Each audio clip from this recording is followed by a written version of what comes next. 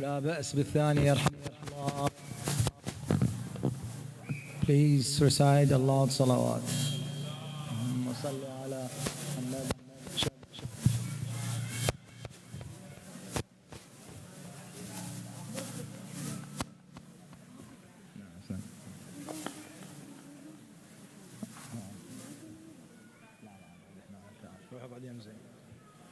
اللهم صل على محمد وآل محمد.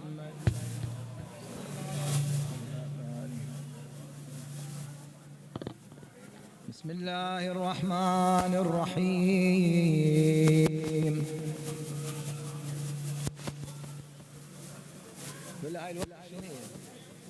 هاي الوشة شنو؟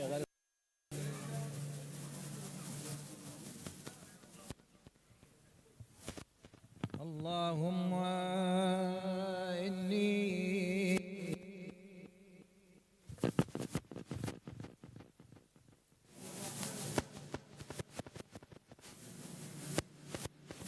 بسم الله وين هاي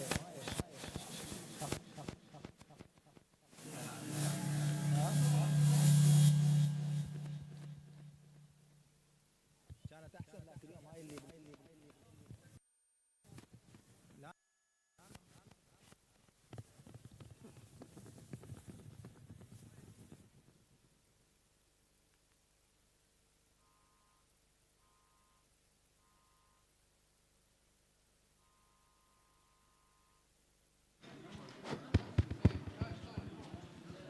قوية ما نروح وين نروح على حجي. استغفر نخبط للكوت شنو.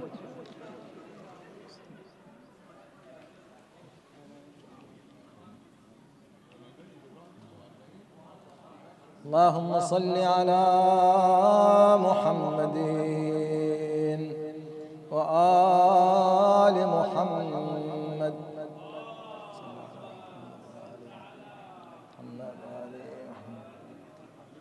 بسم الله الرحمن الرحيم. اللهم إني أفتتح الثناء بحمدك ومسدد للصواب بمنك،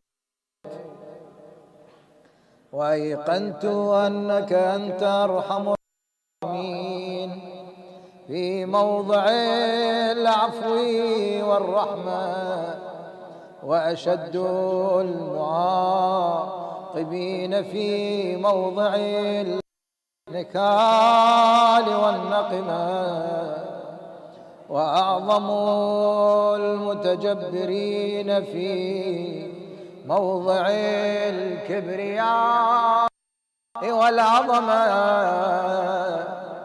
اللهم دعائك ومسألتك فاسمع يا سميع مدحي، وأجب يا رحيم دعوتي، وأقل يا غفور عثرتي. فكم يا إلهي من كربة قد فرجتها، وهموم قد كشفتها، وعثرة قد أقلتها، ورحمة قد نشرتها، وحلقة بلاء قد فككتها. الحمد لله الذي لم يتخذ صاحبة ولدا، ولم يكن له شريك في الملك، ولم يكن له ولي من الذل، وكبره تكبيرا. ثم صل على محمد وآله. الله أكبر كبيرا. الحمد لله بجميع محامده كلها، على جميع نعمه كلها. الحمد لله الذي لا مضاد له في ملكه ولا منازع له في أمره. الحمد لله الذي لا شريك له في خلقه ولا شبيه له في عظمته. الحمد لله الفاشي في الخلق أمره وحاهر بالكرم مجده، الباسط بالجود يده، الذي لا تنقص خزائنه ولا يزيده كثرة العطاء إلا جودا وكرما. إنه هو العزيز الوهاب. اللهم إني أسألك قليلا من كثير مع حاجة بي إليه عظيمة، وغناك عنه قديم، وهو عندي كثير، وهو عليك يسير.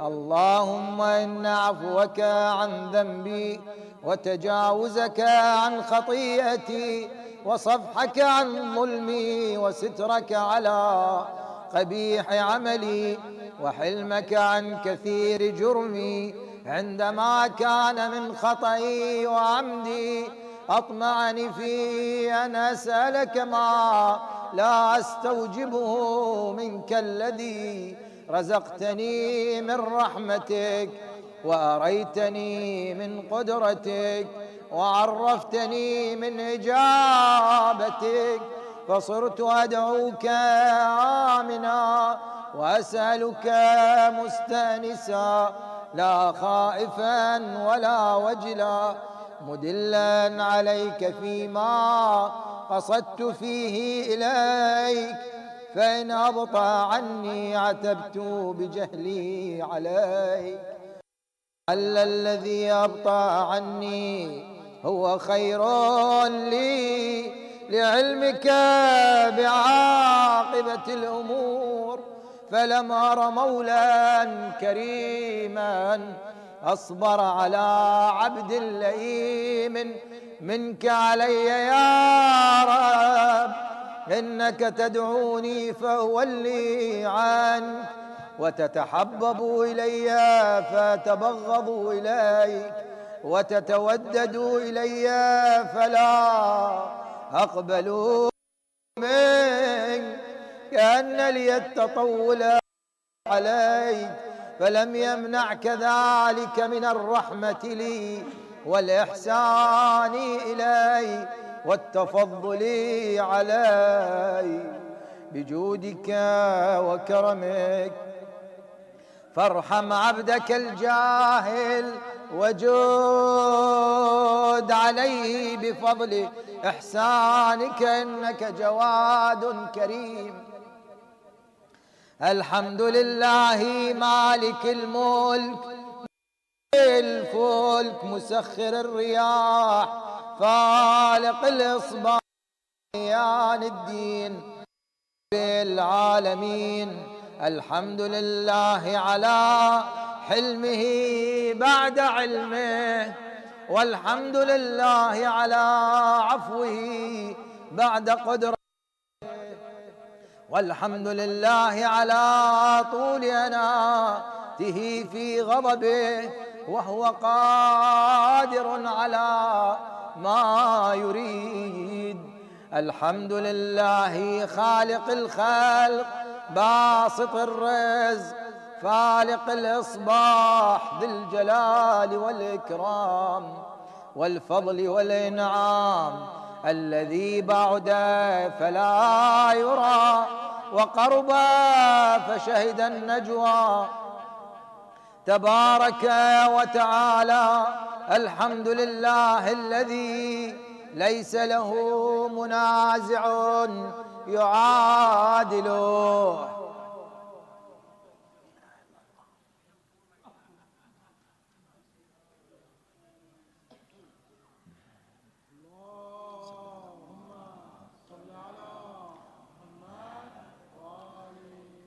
Hey boys, just be quiet please.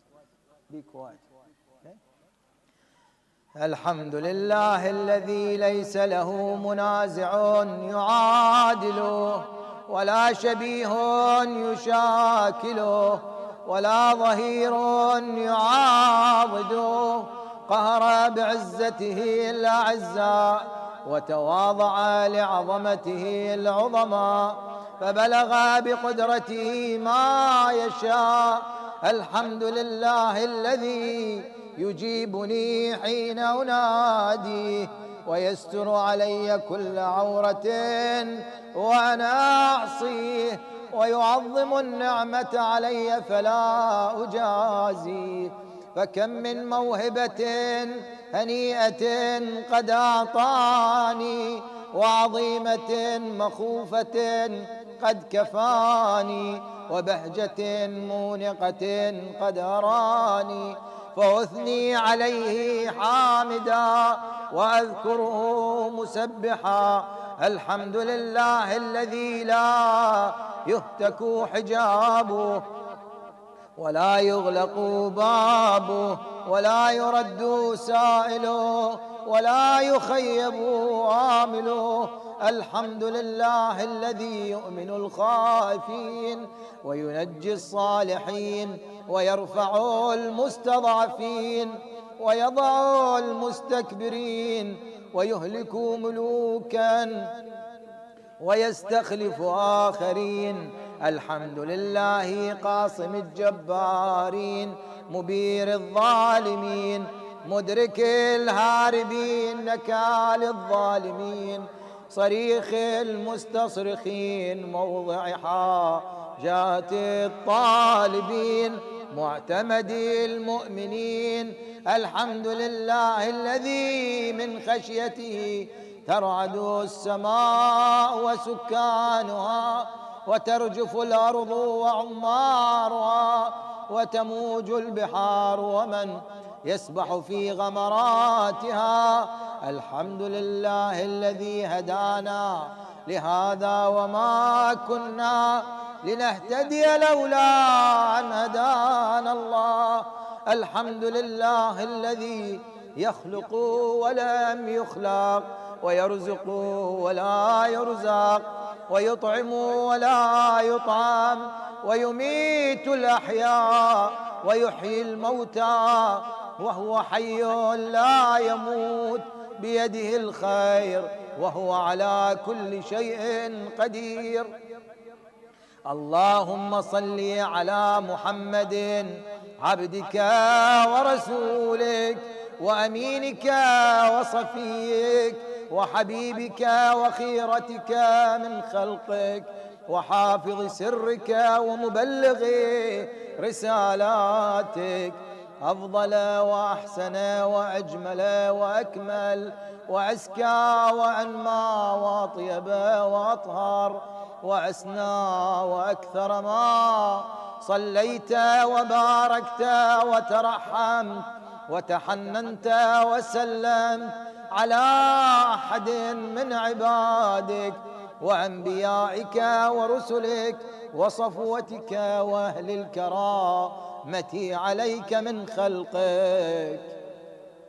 اللهم وصل على علي أمير المؤمنين ووصي رسول رب العالمين، عبدك ووليك وأخي رسولك، وحجتك على خلقك، وآيتك الكبرى والنبأ العظيم.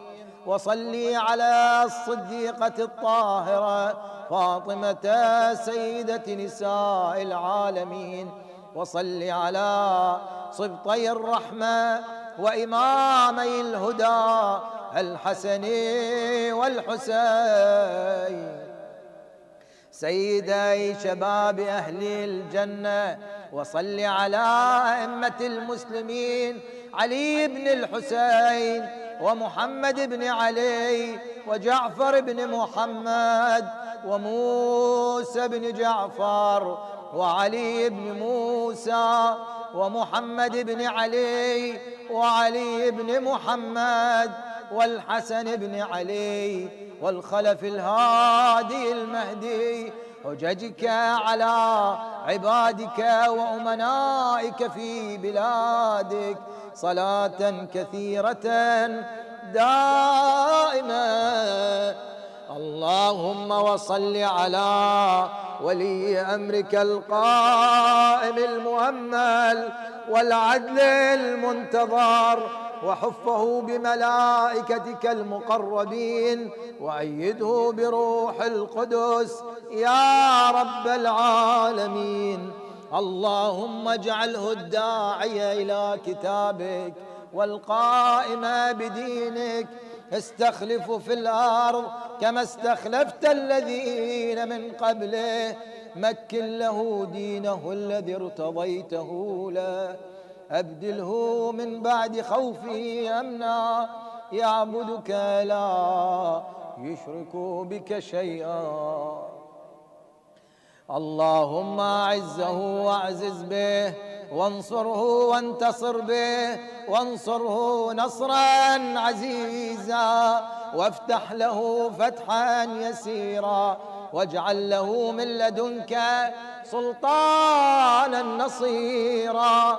اللهم أظهر به دينك وسنة نبيك حتى لا يستخفي بشيء من الحق مخافة أحد من الخلق.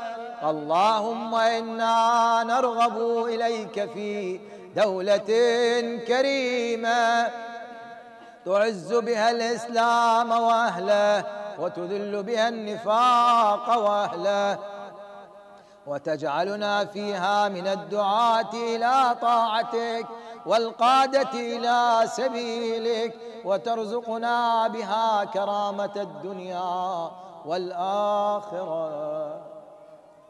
اللهم ما عرفتنا من الحق فحملنا، وما قصرنا عنه فبلغنا. اللهم المم به شعثنا، واشعب به صدعنا، وارتق به فتقنا، وكثر به قلتنا، واعزز به ذلتنا، واغن به عائلنا، واقض به عن مغرمنا، واجبر به فقرنا، وسد به خلتنا، ويسر به عسرنا، وبيض به وجوهنا، وفك به أسرنا، وأنجح به طلبتنا، وأنجز به مواعيدنا، واستجب به دعوتنا، واعطنا به سؤلنا، وبلغنا به من الدنيا والآخرة آمالنا، واعطنا به فوق رغبتنا يا خير المسؤولين وأوسع المعطين. اشفي به صدورنا، وأذهب به غيظ قلوبنا، واهدنا به لما اختلف فيه من الحق بإذنك، إنك تهدي من تشاء إلى صراط مستقيم. وانصرنا به على عدوك وعدونا إله الحق آمين. اللهم إنا نشكو إليك فقد نبينا صلواتك عليه وآله، وغيبة ولينا، وكثرة عدونا، وقلة عددنا، وشدة الفتن بنا، وتظاهر الزمان علينا. فصل على محمد وآله، وأعنا على ذلك بفتح منك تعجله، وبضر تكشفه، ونصر تعزه، وسلطان حق تظهره، ورحمة منك تجللناها، وعافية منك تلبسناها، برحمتك يا أرحم الراحمين.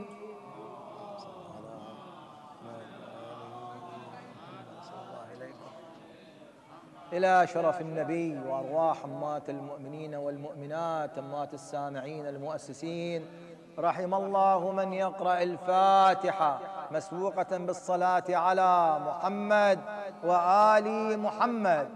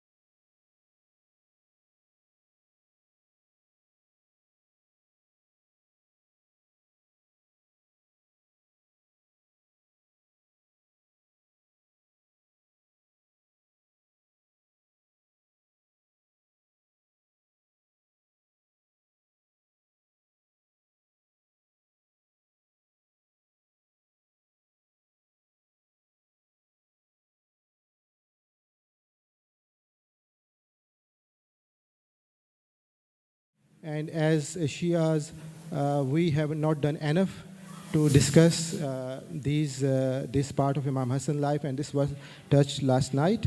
And the Hassani, Imam Hassan jihad was discussed, and couple of things were the jihad of knowledge that he has done, which was whether he is walking to the Hajj, the philosophy of walking to the Hajj, because he was doing the jihad of knowledge, or whether he's going to Mawiyah many times himself and to expose the enemies. So that was Imam Hassan jihad over there. And at the end, a question was asked for us to take home, that now we have Imam of our time, and we have an enemy who has openly come out in public. And we can see the genocide happening without any feelings of shame. And what is our responsibility? That was the question that was left last night. And I will request Aus Hmud to come for today's. Yeah. Yeah. So ladies, if you can come downstairs, we have some PowerPoint slides and interactive sessions. So question and answers at the end as well. So it will be a good opportunity for you to come downstairs. Bar Muhammad wa Ali Muhammad salawat.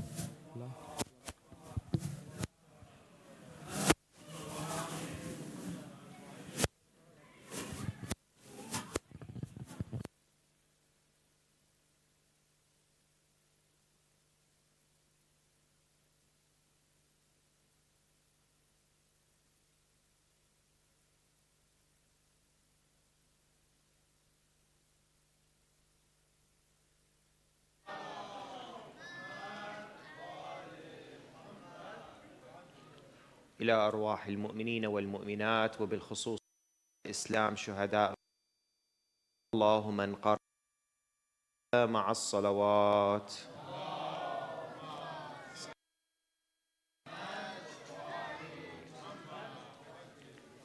بسم الله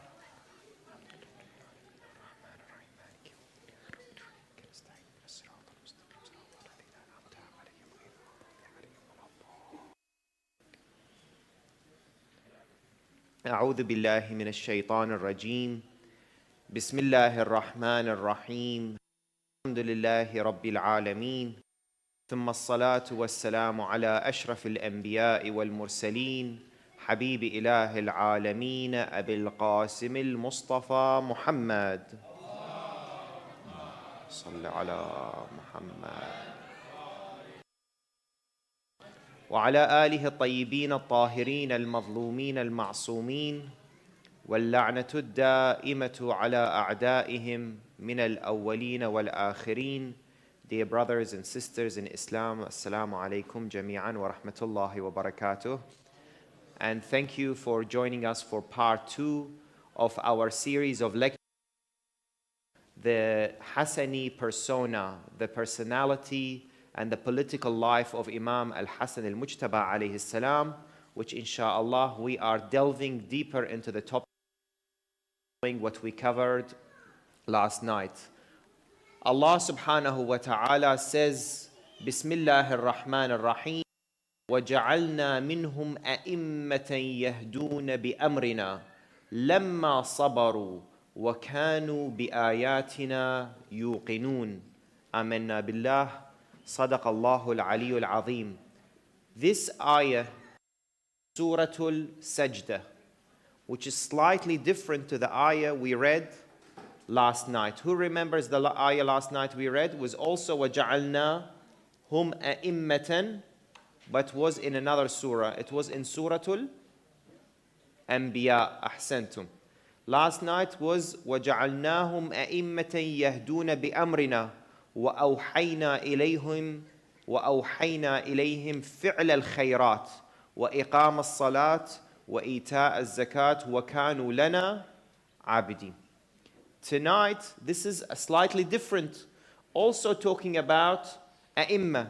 However, he says, Allah subhanahu wa ta'ala in Surah to Sajda, ayah 24, he says, and we made among them leaders. So once again, what did we say? The Imam is chosen by God. It's never selected or elected by people.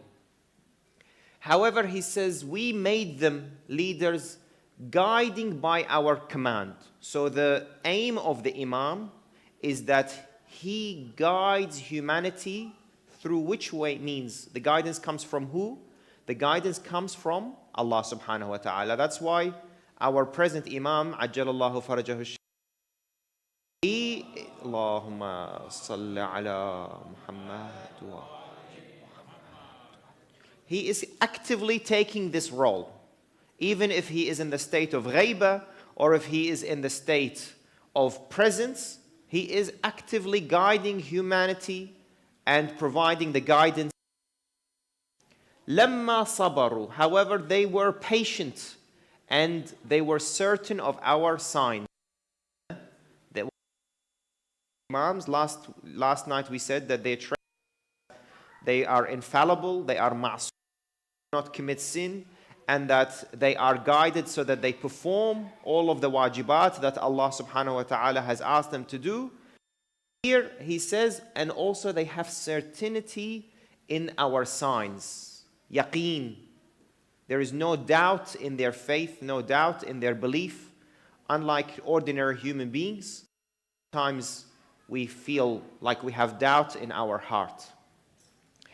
I want to recap, and Brother Ahmed, Jazahullah Khair, he recapped last night very well. But I want to recap from last night, what did we talk about jihad of Imam al-Hassan alayhi salam? We said that jihad in the Quran is a wider definition than what is in our minds. Why? Jihad is what? Fighting, war, sword, and going to war. This is what we think jihad is. However, we explored 3 different of jihad that Imam al-Hassan alayhi salam performed against his opponents, against his enemy. We said the first type of jihad was which type?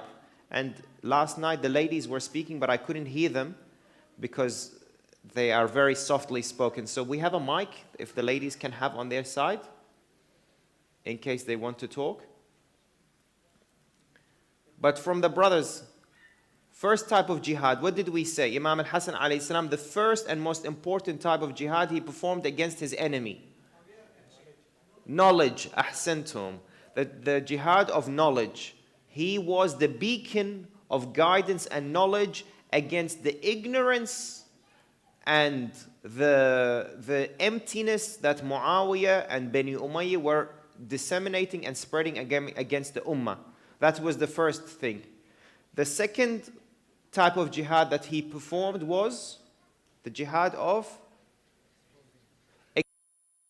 ahsant, The enemy, they were plotting and planning against the religion of Islam, and we gave many examples. And we said that Imam Salamullahi alayhi, his goal was to expose this enemy by going to Sham in person. He went to Damascus, and by writing many letters and by delivering many sermons. This is the summary from last night. We said the jihad of knowledge, the jihad of exposing the enemies, and the jihad of purification. So touched on it but didn't delve into it, which was the jihad of guiding and guiding man of the Imam. It's always that humans become purified and improve in their personality and in their Iman. After the lecture, I had some really good questions about these different types of jihad, and I thought that maybe what we can do is we can do a quick Q&A at the end, so that if anybody has any questions, they can ask and everyone can benefit rather than what we can. For example, some of the questions that came afterwards was this jihad of knowledge that you talk about. You gave examples about, and you gave examples about the traditions of Ahlul Bayt. You said this is the knowledge. Does this apply to other types of knowledge? If I go to uni and I study physics, or I study chemistry, or I study mathematics, or if I study English, is this jihad of knowledge? And the answer is, of course. All types of knowledge that benefit humanity is positive, encouraged in Islam. Rasulullah sallallahu alayhi wa alayhi, he says, seek knowledge from the grave. Seek knowledge even if it was in China. Seeking knowledge is mandatory and wajib on every male and female. This is our stance and our position when it comes to knowledge. The second question that came was about exposing the enemy. They said, what does it mean by exposing the enemy? Should I go and have a channel in London where I sit there and I talk about the enemies of Ahlul Bayt and curse all day, and they have nothing but a YouTube channel or a TV channel where I sit there and I curse this person and that person and cause division amongst the Muslims? No, this is not what I mean by exposing the enemy. Exposing the enemy is, of course, we have a very common enemy that we can see in this day and age. Movement and all of those who associate with them. You can see that they are working against us in all forms, and they're allies. Now, their allies may come in different forms. They may call themselves Wahhabis, they may call themselves Salafis, they may call themselves, the government of this country or the government of that country, but it's very obvious they that have one and one only common opponent, which is us, and they are working against us. So exposing the point. Of course, we know what happened in history. We don't need to dwell too much into that. Our point right now is to create awareness of who our present enemy is. We need to know what is happening today. We know what Muawiyah did. I'm talking to you about it, and we know. We need to know in this day and age who we should expose and who is our current enemy. And the jihad of purification, inshallah, this is the month of purification, the holy month of Ramadan, that inshallah in Laylatul Qadr, تَنَزَّلُ الْمَلَائِكَةُ وَالرُّوحُ فِيهَا, when the angels descend on who? Rasulullah, تَنَزَّلُ الْمَلَائِكَةُ وَالرُّوحُ on Rasulullah. But what happens? This تَنَزَّلُ الْمَلَائِكَةُ وَالرُّوحُ, do they still descend on other nights after Rasulullah passed away or not? Of course they did. Then at each Imam's time, the angels are still coming on these Laylatul Qadr. So in Laylatul Qadr, when the Imam alayhi salam and approves our a'mal and makes dua, Shia, inshallah, we are so that we are purified for the rest of our lives. Sallu ala Muhammad wa ali Muhammad.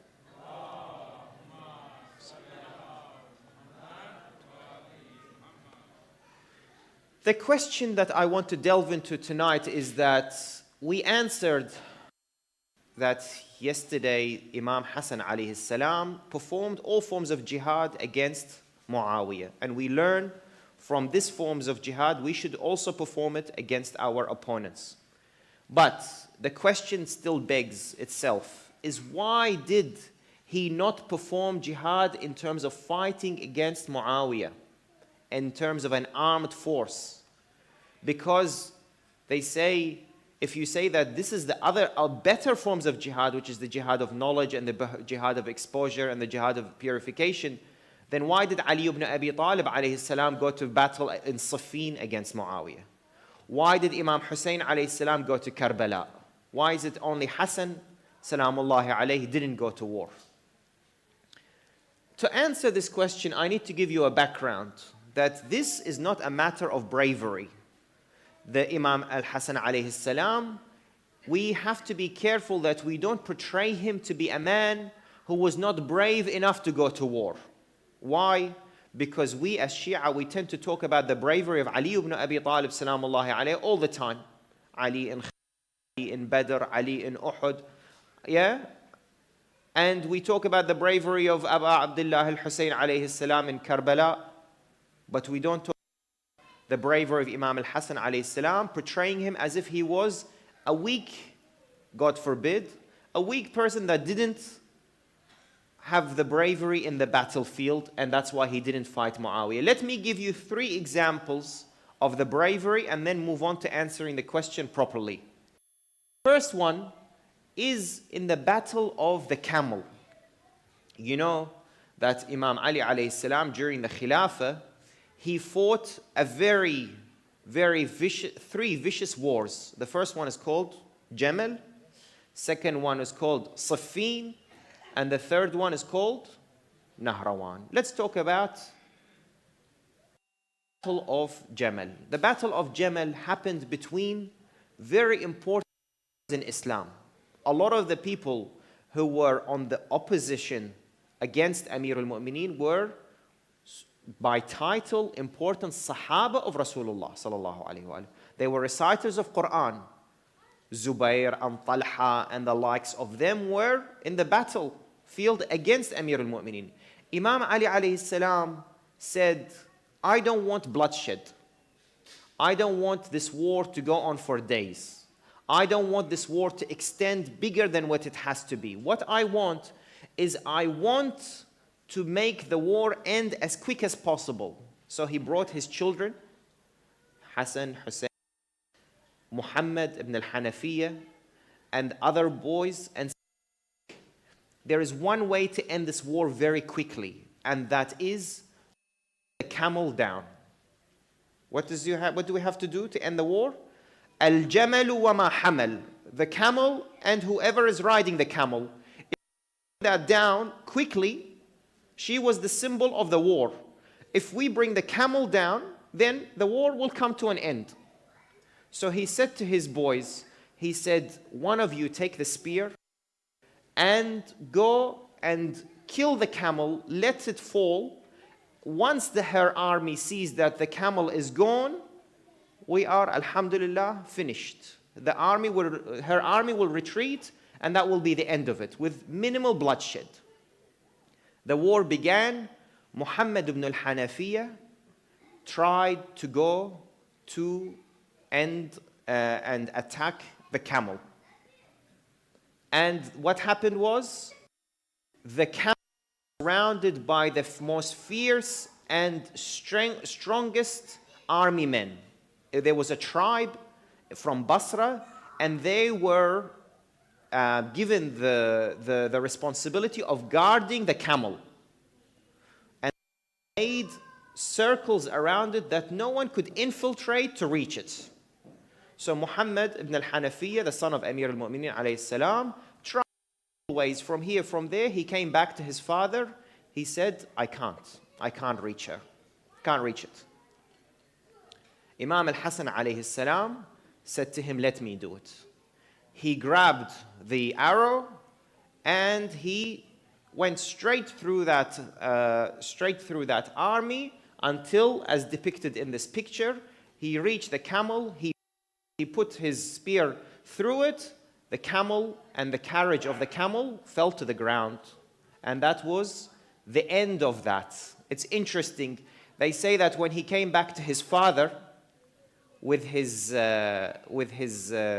spear in his hand and said, "Father, it's done.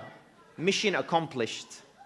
Muhammad ibn al-Hanafiyyah felt jealous that, he did it and I couldn't do it. فقال له أمير المؤمنين مه أنت ابن علي وهذا ابن النبي. Remember, this is the son of who? This is the son of Rasulullah. So of course he's going to be able to get to what he needs to do. An example of the bravery of Imam al-Hassan alayhi salam in one of the battles. In Siffin, Imam al-Hassan alayhi salam was the flag bearer of his father. He was the father. And we know that in war tactics, the one who carries the flag is the most bravest and the strongest, second in charge after the leader. Like, for example, we know in Karbala, Abu al-Fadl al-Abbas alayhi salam was the flag bearer for Imam Hussein. Amir al-Mu'mineen alayhi salam was the flag bearer for Rasulullah sallallahu alayhi wa alayhi. Imam al-Hassan alayhi salam was the flag bearer for his father, Amir al-Mu'mineen alayhi salam. In critical battles like this Siffin, where it was, one of the most fierce wars that Amir al-Mu'mineen alayhi salam fought. To the extent that Imam Hassan alayhi salam used to go field, Amir al-Mu'mineen used to say, "Amliku anni hadha al-ghulam," hold him back. لا يهدني فإني أنفس بهذين على الموت لئلا ينقطع نسل رسول الله. Hold these two boys back. Don't let them go too deep into the battlefield. Why? Because I don't want the lineage of Rasulullah, which means from alayhim as-salam, get killed, because I fear for the progeny and the continuation of the imamah. Further, one last example is the Battle of Nahrawan. You know that in the Khawarij who were living in Kufa, they began some problems straight after the Battle of Siffin. And Imam Ali alayhi salam appointed Imam al-Hassan alayhi salam to be the guard for Kufa, to make sure that any attacks that happened by the Khawarij against the people were protected and guarded by Imam al-Hassan alayhi salam. Imam al-Hassan, once again in Nahrawan, he was the flag bearer for his father, and he stood in the front line. And you imagine what kind of a battle Nahrawan was, that only 10 men survived from the Khawarij. Only 10 Khawarij remained after this battle of Nahrawan. And this is why, and don't be surprised that Imam Amir al-Mu'mineen salamullahi alayhi says to his son, وَجَدْتُكَ بَعْضِي بَلْ وَجَدْتُكَ كُلِّي. I saw you, O Hassan, to be a part of me. You are like part of me. And then he corrects himself, or he adds, he said, no, you are not a part of me. You are all of me. Imagine, وَجَدْتُكَ بَعْضِي بَلْ وَجَدْتُكَ كُلِّي. Everything in Ali ibn Abi Talib alayhi salam لذكره الصلوات.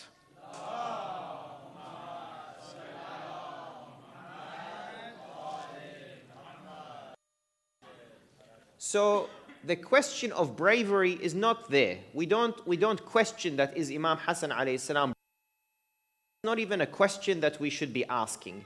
The question is that what was the reasons that he could not actually go to war against this enemy?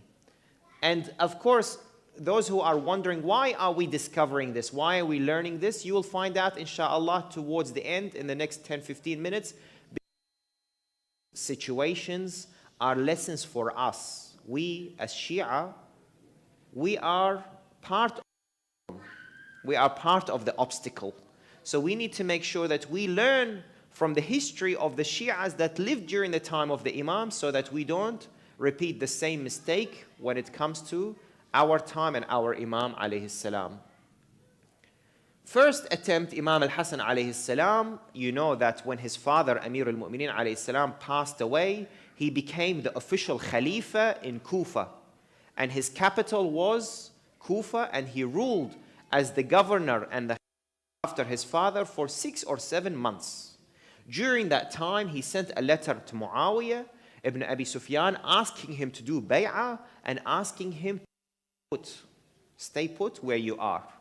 Of course, Muawiyah sends an army from Sham to Kufa to wage war against Imam al-Hassan alayhi salam. Why? Because Muawiyah is not happy that Imam al-Hassan alayhi salam is now the Khalifa and the Imam of the Muslim Ummah. Imam al-Hassan alayhi salam, when he hears that there is an army coming from Sham to Kufa to fight, he gets up and he delivers a sermon asking his companions to prepare themselves for war against the army from Sham. He puts this army in a camp that's outside of Kufa, Nukhayla, which is just a camp outside of Kufa. The person who leads this army is his own cousin. Who is his own cousin? Ubaydillah ibn Abbas. You know that Rasulullah sallallahu alayhi wa alayhi, his uncle, his name is Al-Abbas. Yeah? The son of this Al-Abbas, one of them is Abdullah ibn Abbas, that you hear frequently. His name is the one who recites all the narrations, right? Hibr al-Ummah. And the second one is Ubaydillah ibn al-Abbas. Just to give you a background, this Ubaydillah ibn al-Abbas is obviously the cousin of Amir al-Mu'mineen, right? And he was the governor of Yemen during the Khilafah, during the 5 years that Amir al-Mu'mineen was the governor and the Khalifa.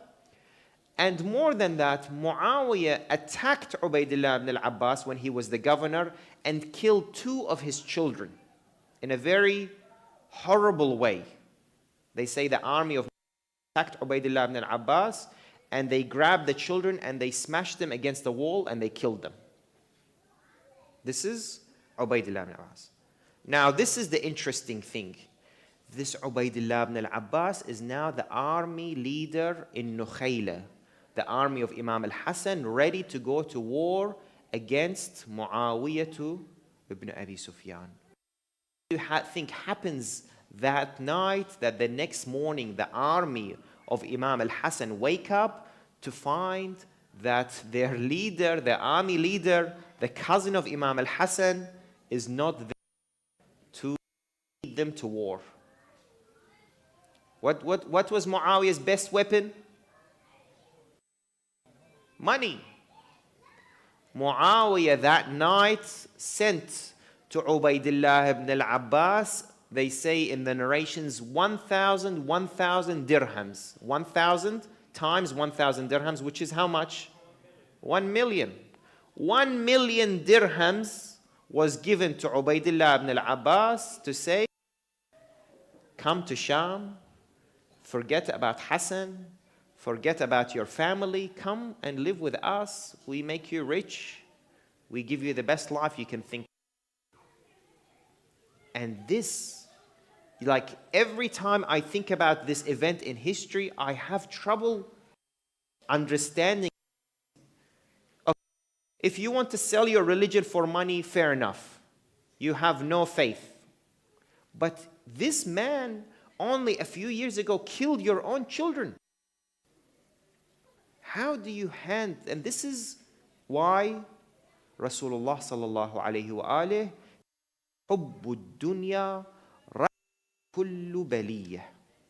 The love of dunya, the love of worldly affairs, the worldly matters, is the pinnacle of every problem you will face. Why? Because you are willing to sell everything for it. Sell your family, sell your religion, sell your soul for, they say, the almighty dollar. In this day and age, we face exactly the same problem. How many things have changed in this world because of whoever's got more money? So, this is the first attempt. the army of Nukhayla, the army of Imam al-Hassan now in Nukhayla, don't have someone lead their war against Muawiyah ibn Abi Sufyan. The next one was the second attempt. Imam himself takes an army and goes to Al-Mada'in. Mada'in is a city just outside of Baghdad. It is now, those who've been to Ziyarah, it is where Salman, Radwanullah ta'ala alayhi, Salman al-Farisi is buried. This city is called Mada'in, just a little bit outside of Baghdad. He goes and camps there. Overnight, Muawiyah's spies go in and infiltrate the army of Imam al-Hassan alayhi salam. First of all, they spread lies. They say, look, Hassan is going to hand you over to Muawiyah.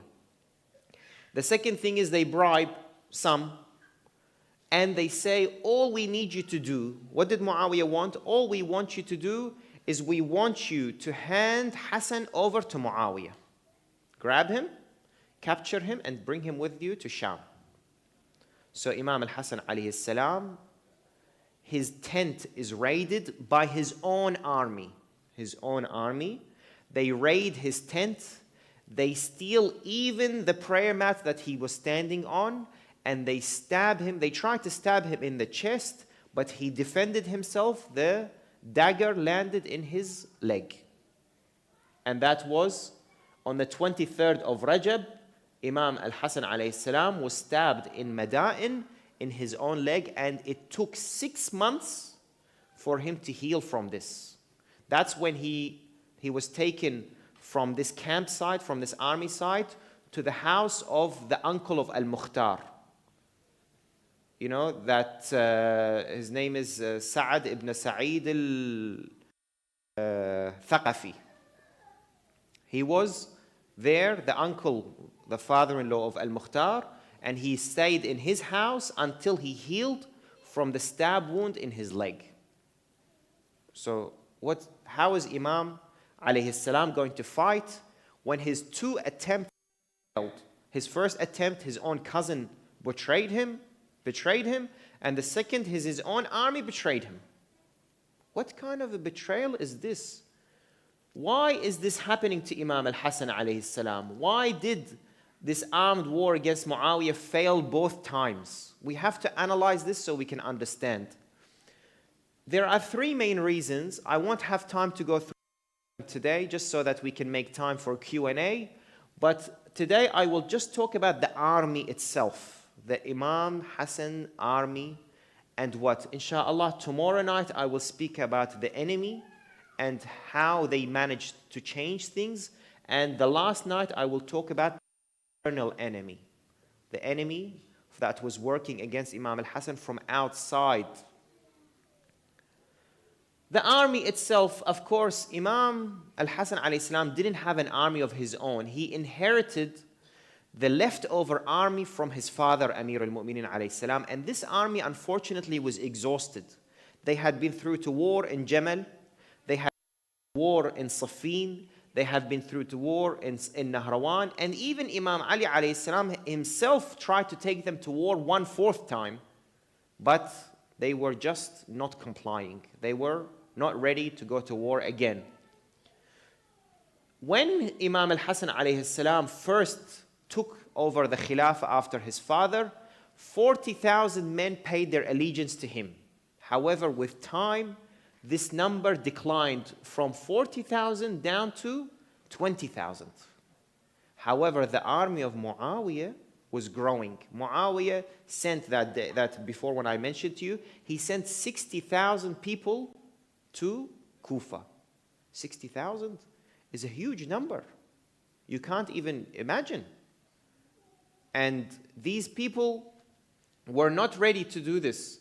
So Imam alayhi salam, he had a group of weak, tribal, divided people fighting against the army of Muawiyah, who was very homogeneous in their types. You see, Kufa, just to give you a little bit of a background, Kufa was very divided. Why? Because it's made of multiple tribes. Multiple tribes came and lived in Kufa. Some tribes from Yemen, some tribes from Hijaz, some tribes, and they all lived there. So it was very tribal, very divided. whilst the people of Sham were very unified. They were all Shamis. They were very unified in their way.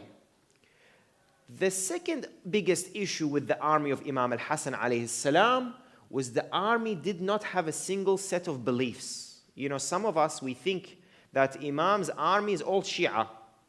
They were all 12ers. They were all, you know, Ithna Ashariya. They were all believing in his imamat. But that's not the case. Because remember, what did I say?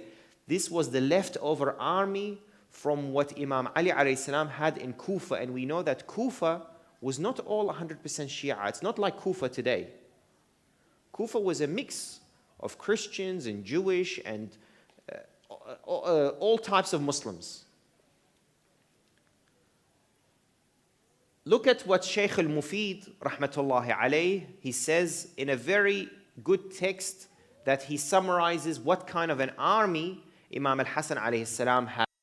He says, وَاسْتَنْفَرَ النَّاسَ لِلْجِهَادِ فَتَثَاقَلُوا عَنْهِ. Imam al-Hassan alayhi salam encouraged people to go to war with him. However, what did they do? They were too heavy, kind of like how we are feeling now, heavy after iftar. They were too heavy. They didn't want to go to war. Yeah? ثُمَّ خَفَّ مَعَهُ أَخْلَاطٌ مِّنَ النَّاسِ. Then people who did come with him to war, they were a mix of types of different people. فَمِنْهُمْ شِيعَةٌ لَهُ وَلِأَبِيهِ عَلَيْهِمَ السَّلَامُ. Some of them were Shia, followers of Hassan and his father. They are people who fight with their true, with all their faith, with all their heart, as we say. Why? Because they are Shia. They are fighting for him and for his father. وَبَعْضٌ مُحَكِّمَةٌ. And the others were what? Leftover Khawarij. Muhakkima comes from Tahkim. Tahkim is the slogan of the Khawarij, which was La hukma illa lillah. So even the Khawarij were fighting with Imam Hassan. Someone might ask, how is the Khawarij fighting with Imam Hassan? Don't they not like Imam Hassan and Amir al-Mu'mineen? The Khawarij said, okay, now we have a choice. We either fight with Hassan or we fight with Muawiyah. We hate Muawiyah a little bit more than what we hate Ali ibn Abi Talib. So let's fight with Hassan against Muawiyah. You think these kind of people are fighting with their full heart, with loyalty? Of course, they're going to be a waste of space. وَبَعْضٌ مُحَكِّمَ يُؤْثِرُونَ قِتَالَ مُعَاوِيَ بِكُلِّ حِيلَةٍ وَبَعْضُ أَصْحَابِ فِتَنٍ وَطَمَعٍ فِي الْغَنَائِمِ. And some of them were there for greed. They were just there for the war booty. You know, they just wanted to get something out of the war. وَبَعْضُهُمْ شَكَّاكٍ. Some of them were doubtful. وَبَعْضُ أَصْحَابَ عَصَبِيَّةٍ اتَّبَعُوا رُؤَسَاءَ قَبَائِلِهِمْ لَا يَرْجِعُونَ إِلَى دِينٍ. And some of them were there for tribal reasons. This is the summary from the Arabic translation, their translation. Some of them were Shia, some of them were Muhakkima, they just preferred to fight Muawiyah. Some of them were there for financial reasons, some of them were unsure, they were doubtful, they didn't even know why they were there. And some of them there for tribal reasons, not for religious or beliefs. So you know what it means for tribal reasons? So if Kinda was on this side, that's the name of a tribe, I will fight with Kinda against whoever. Doesn't matter who I'm fighting against. If Madhaj was on this side, I fight with Madhaj. It doesn't matter who I'm fighting against. The main thing is I'm fighting with my tribe. They call this tribal. They don't care who they're fighting for. And therefore, when you have an army made up of things like this, of course you're not going to be successful. Why? Because this is a composition of a disaster waiting to happen. None of these people are there to fight for the Imam. And so to summarize, before we move on to the next point, the problems was that the army of Imam al-Hassan alayhi salam was small in number.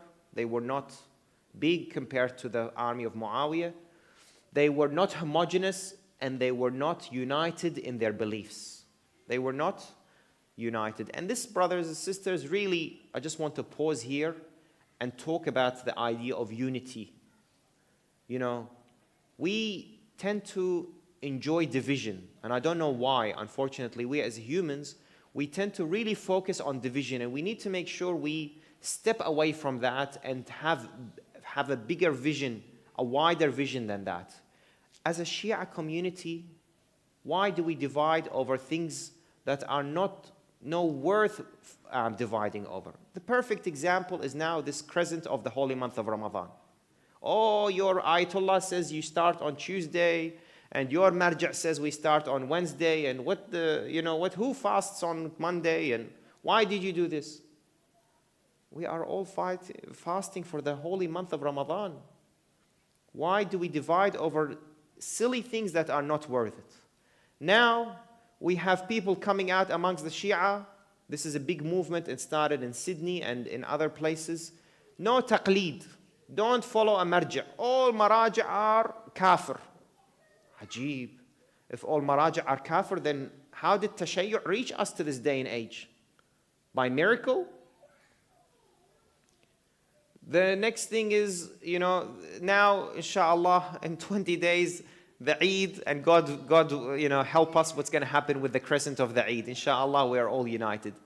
I don't mind. I understand that there is differences of opinion, but we need to look beyond that. We need to be united, that we look beyond that. So what? You fast Monday, you fast Tuesday, you fast Wednesday. What's the problem? Each to their marja' taqleed. I am convinced that my marja' says if I see it in Iraq, I can fast here. My marja' says, no, you have to see it in Brisbane. What's the difference? Your marja' says you have to use a telescope. You can use a telescope. My marja' says don't use a telescope. What's the difference? These things shouldn't. And then we take it one step further. Our other Muslim brothers. I'm very disappointed to see that sometimes when we come and promote the cause for Palestine, and we come forward and say, look, there is a protest. Let's go and collect some funds for Gaza. Let's, talk about the genocide that is happening. They say, they're Sunni. Doesn't matter. This is very disappointing. This is totally against the words of what Ahlul Bayt alayhum salam taught us. Brother, one thing is very important. We all, around the world, Shia, they follow the social media. We're not finding who is talking about Maraji. We should look at the personality who is talking, because they really want to create trouble Ahsant. among the Shia. Ahsant. I had a series of lectures about this during the holy month of Ramadan. I called it the soft war. During the holy month of Muharram, sorry. In Muharram, I called it al-harbun na'ima, the soft war. That there are these people in the platforms in social media that you don't know who they are, but just posting and writing comments that no, we don't want marja'iyah. No, marja'as are kafir because they are this. Who are you and where did you come from and who is funding you and where is this coming from? And that in itself is the biggest query and question mark about these people, is that they have been created to cause division. Yeah? And there is a big game being played in the background. Why? Because marja'iyah is our source of strength. And it is our financial independence from every government. Look at Al-Azhar. Al-Azhar lives off the funding from the Egyptian government. Look at the other schools of thought. They are all funded by the governments. The government says turn right, they turn right. The government says turn left, they say turn left. Our marja'iyah is independent. Why? Because they have khums, and this is one of the biggest issues. The first thing they do is they say no marja'iyah, no khums. Why are you worried? It's my money. I want to take 20% of my money and give it to this old man. What's your problem? Do you come to me, tell me to say why you take a holiday? If I want to go on holidays and spend $20,000, it's my money. Why is it when I pick up the $20,000 and pay it in khums, it's all of a sudden a huge issue? No marja'iyah, no khums. Why? Because let's take down the symbols, then take the money away from them, then watch the school crash. That's all it is. Really, it comes down to that. So unity is very important. Unity with our Muslim brothers. The issue of Palestine is very much our issue. They are our Muslim brothers. They are our Muslim sisters. These children are our children. If Imam Sahib al-Zaman alayhi salam was here, what would he do towards Gaza? You just ask yourself that question.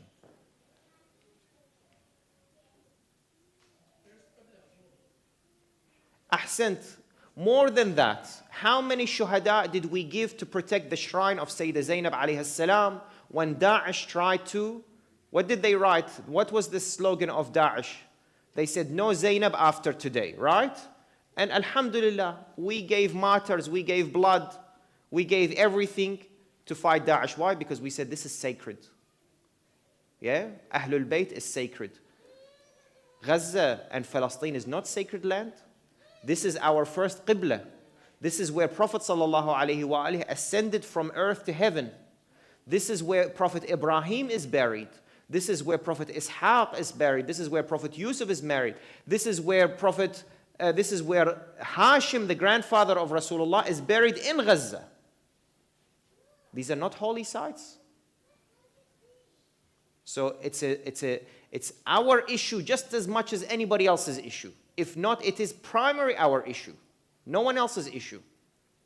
So those who come and say to you that, no, these are not us, and, we say that, they don't defend us when we have problem. We don't need them to come and defend. We are the people of principle. We don't expect them to do anything. We are the ones of principle, right? So we are the ones who should do what's right. The next point is now the backlash. Imam al-Hassan alayhi salam couldn't go to war. He tried multiple times and he had no solution. Look at this Shia person who comes to him. He says, أتيت الحسن بن علي عليه السلام فقلت له يا ابن رسول الله أذللت رقابنا وجعلتنا معشر الشيعة عبيدا ما بقي معك رجل. Oh, son of Rasulullah, you have humiliated us, have made us slaves. Imam alayhi salam asks, he says, وَمِمَّ ذَلِكَ? Why? قال بتسليمك الأمر لهذا الطاغية.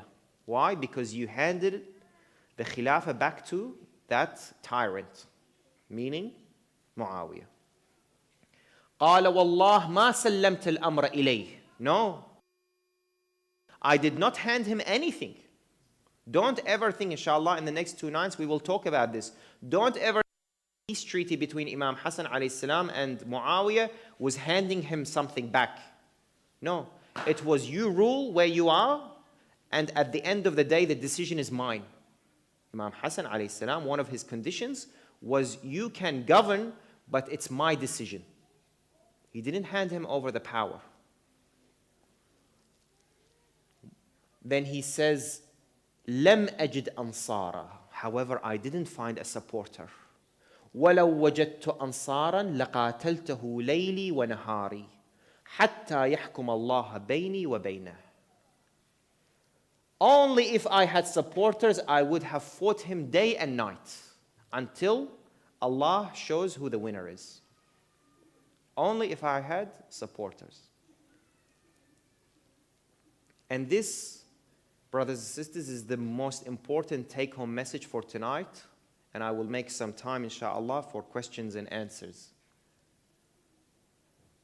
There is a group of men that from the day they died until Judgment Day, we stand in front of them and we say to them, بأبي أنتم وأمي طبتم وطابت الأرض التي فيها دفنتم وفزتم والله فوزا عظيما. You have been so victorious. You know who said that to them? Starting from Imam al-Sajjad alayhi salam, all the way to our present Imam, all the way to Judgment Day. And that is none other than Ashab al-Hussein alayhi salam. This is the difference. Imam al-Hussein alayhi salam, he had 72 men like no other. And that's why he could do what he did. These people, Imam Al-Hassan alayhi salam says, if I had people like them, I would have definitely gone to war. It's not about the number. Imam didn't need, 60,000 to oppose 60,000 in Muawiyah. No, he needed a group of sincere people. He needed a group of sincere people. He didn't have that. As I said, his own cousin betrayed him. But these 72 are the best example of loyalty to the Imam. Best example. And that's why I say to the young ones they know from school, I always say to them, Ashab al-Imam alayhi wa alayhum as-salam is your blueprint loyal Shia should be. Ashab al-Hussein alayhi salam is your best example that you follow in their footsteps so that you become a loyal follower of the Imam of your time. You say, I want to be the Habib of my time. I want to be the Zuhair of my time. I want to be Al-Hur of my time. Yeah? They had so much loyalty. They had so much loyalty. Even in their last moments, they did not let go of their Imam. Their thoughts and their minds was with their Imam. If you read history, trust me, if you read history, you will not find a group of men and women. Of course, I say men, it should be men and women. Because even the ladies in Karbala were an example like no other. That were so loyal. Muslim ibn Awsaja falls to the ground. He's bleeding to death. There is nothing left of him. Habib comes to him. He says, if I knew that I was going to live much longer after you, I would have asked you to give me your will. But I know that it's not long before I'm gone. He says, I don't have a will. Ya Habib, what will do you want me to give you? What do you think I'm worried about? My wife, my children, my house? أوصيك بهذا الغريب خيرا. Just, I ask you, just look after this man. This lonely man. This is Find me a group in humanity, in history that is. Insha'Allah, Ashab al-Hujjah ajjalallahu ta'ala farajahu al-Sharif, and this is why we are in the course of training our children. Ashab al-Hujjah, they are going to train themselves to be like Ashab al-Hussein. That's why these two stories are very much tied together. Karbala and the continuation of Karbala, the appearance of Sahib al-Amr lidhikrihi as-salawat.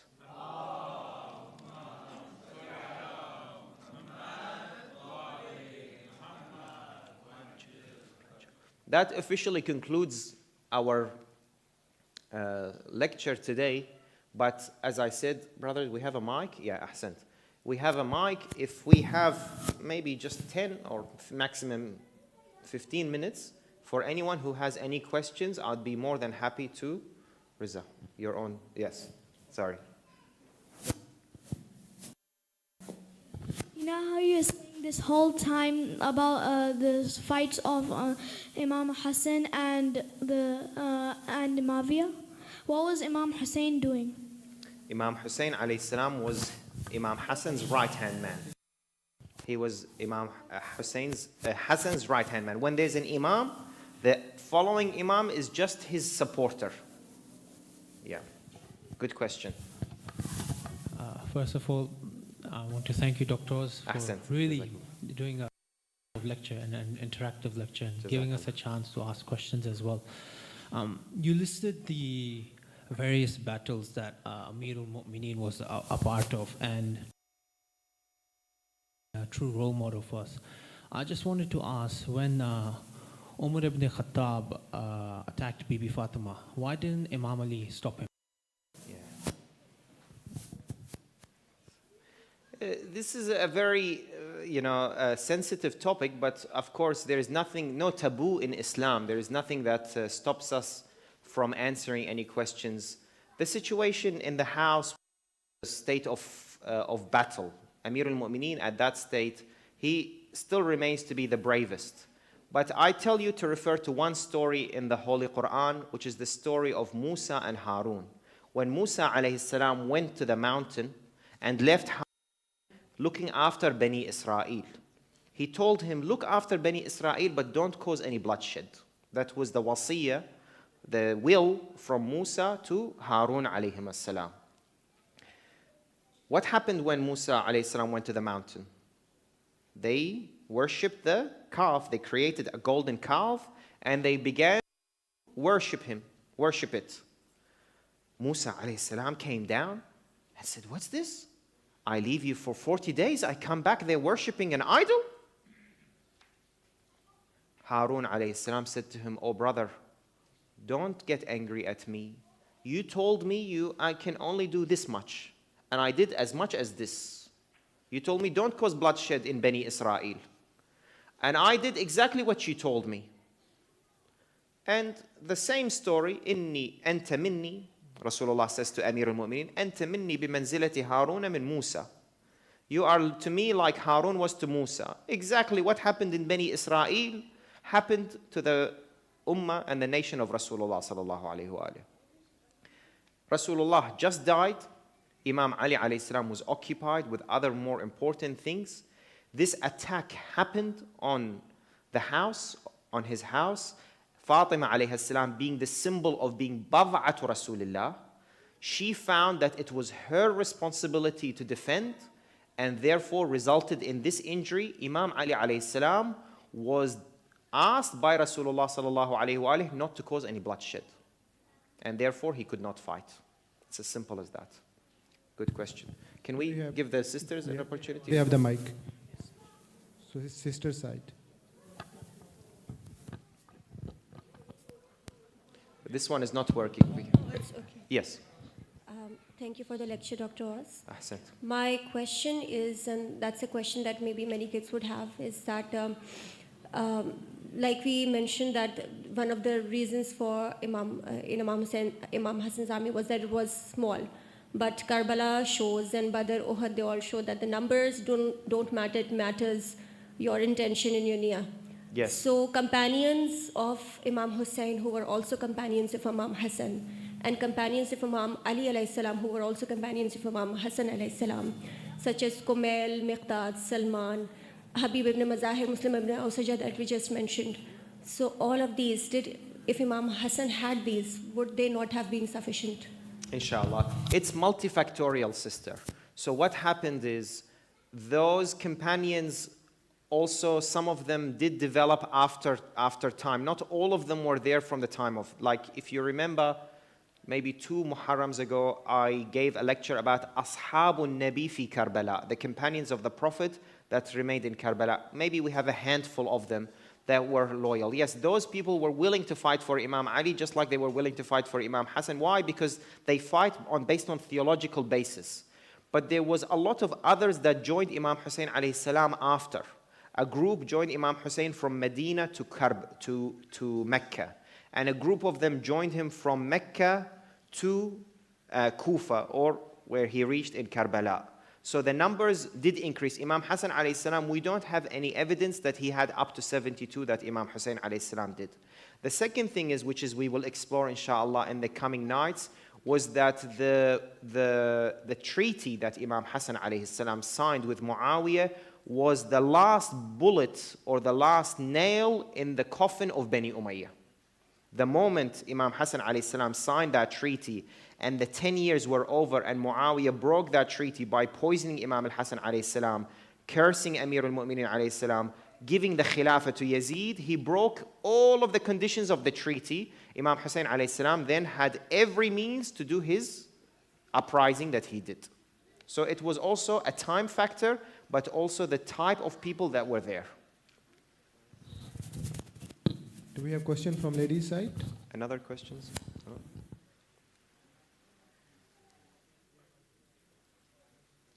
Zain. Thank you. So the ayah you mentioned at the start of the lecture, Yes. in Surah Sajda, what was the context during the time? How, like, in what age was the ayah? So obviously these ayat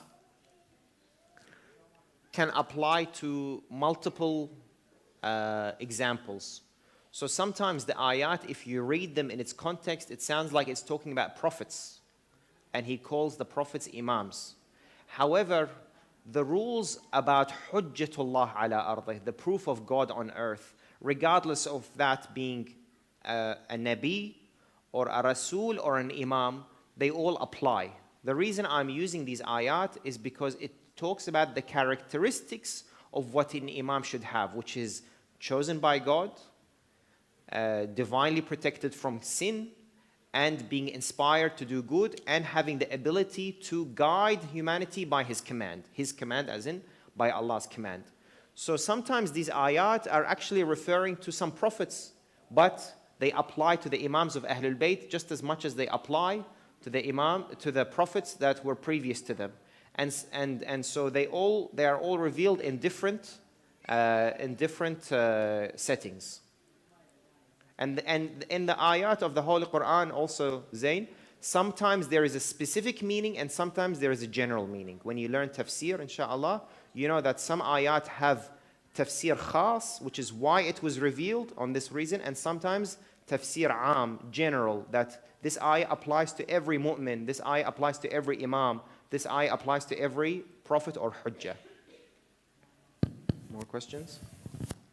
Each surah in the Quran has like a concept. What's the concept for Surah Al-Adiyat? Surah Al-Adiyat is about the battle that Amir al-Mu'mineen alayhi salam went to, called the Battle of Dhat al-Salasil, Ma'arakatu Dhat al-Salasil. If you want to read about that battle, that's when Allah subhanahu wa ta'ala revealed Surah Al-Adiyat, when Imam Ali alayhi salam was sent by Rasulullah sallallahu alayhi wa alihi to the battle known as the Battle of Dhat al-Salasil. Good question. I like Quran questions in Ramadan. Sisters, anything else? I think it's good time to end, inshallah. If you have any questions, you can also write them down, inshallah. Tomorrow night, we will talk about, I will just move to the slide, inshallah. Tomorrow night, we will continue with talking about the enemy and how they were different settings and what the enemy's tactics were against Imam al-Hassan alayhi salam and how he worked against them.